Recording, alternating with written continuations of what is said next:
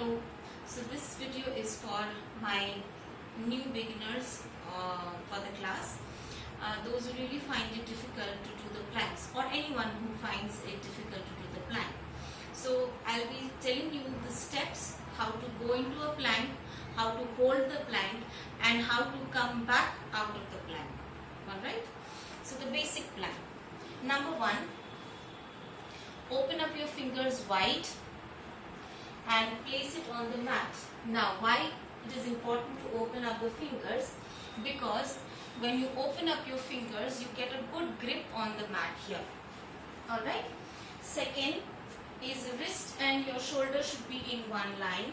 That means your shoulder should not be inclining backward, nor it should be going ahead of your wrist. It should fall exactly in one straight line. Your hands should be at the shoulder width distance apart. See, shoulder width distance. Alright. So once you place your hands firmly, make sure that your hip is flat. Sorry, your back is flat. So it is not curving, neither it is rounding. It should be a flat back like this. Now, stretch your leg one by one back from here. So, one leg stretch full and then the other leg stretch full. Okay, so this is how you come into the plank position, holding your head and hip in one line and hip and leg in one line. Now the common mistake to go into a plank is, even when you keep your hands straight in a proper position, majorly you will lift your knee and hip up and then try to go into the plank. So already your hip is up here. You can see it is forming like a mountain. So rather than that, stretch your leg, take full length of your legs and then hold the plank beautifully as it is meant to be. Now, how to check by yourself that you are doing a correct plank or not? One thing is, if you are sinking your hip too low, you will feel your gluteus muscles being engaged here, and you will feel the stretch upward into your abs. Okay, so this is not correct. You need to lift your hip a little bit, bringing it parallel to the floor level. Another thing, if you are pointing your hip up, you will feel nothing on the core. You will feel lighter on your belly part. So again, here your core is not engaged. You have to bring your hip a little down, parallel to the floor level. Now, when you hold the plank, you must feel the full core area being engaged.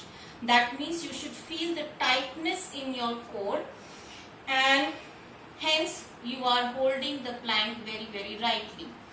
Now, plank is famous for its core engagement. It is known for core muscles tightening and stability. But it also strengthens your back muscles, corrects your posture throughout the spine. It gives length to your full leg, hence toning them well. It tones your arm muscles. It strengthens your shoulders as well. So every muscle group is engaged only when if you hold the plank correctly. And this is called the high plank. And to begin with, you should be able to hold at least 20 counts. Then you can go up to 30, 40, 50, 60 and up to 2 minutes. Okay. So this was the high plank. Now how about the forearm plank? Keep your elbow on the mat. Again, your elbow and your shoulder should be in one line. Either you can interlock your hands or place your palm on the mat to make a grip. Same, stretch your leg backward, push your hip down. This time your whole body should be in a straight line. Now, the distance between your hands should be shoulder width apart. Your leg distance will be hip width apart. So, my legs are not away, my hands are not away. Then you will not be able to balance. Same with your high plank. Your distance between your hands should be shoulder width, leg should be hip width apart. Alright. Also, whenever you are holding the plank, do not hold your breath. keep breathing. That is very, very important. So as I say, breathe in through your nose, breathe out through your mouth. So this is how I hold the plank.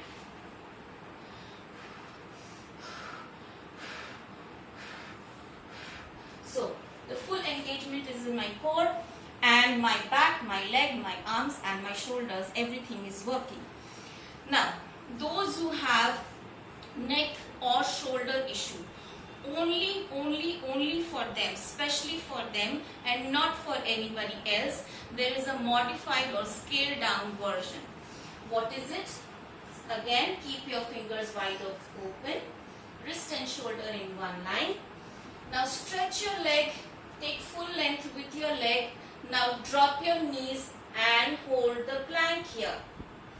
A very common mistake is when you don't take the full length, you tend to be in this position. This is not plank. This is almost a half table pose, I can say. So in plank modified version, your knee is dropped, but your hip and your knee is at a distance. They are not close to each other like this. Okay, so this is number 1 scaled down version. If you can do a little bit advanced, then cross your leg and lift your shin bone and engage your core. Hold the plank like this. Always, always, always keep your neck at a very neutral position. That means your neck should not be hanging down, neither it should be lifted.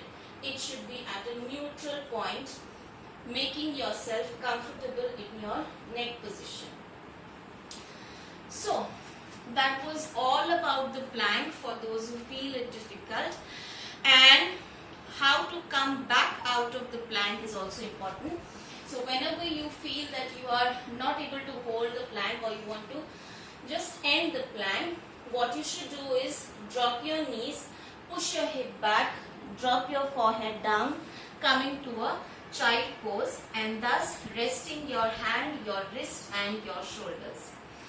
That was all. Hope this helps you to do the plank properly from now onwards.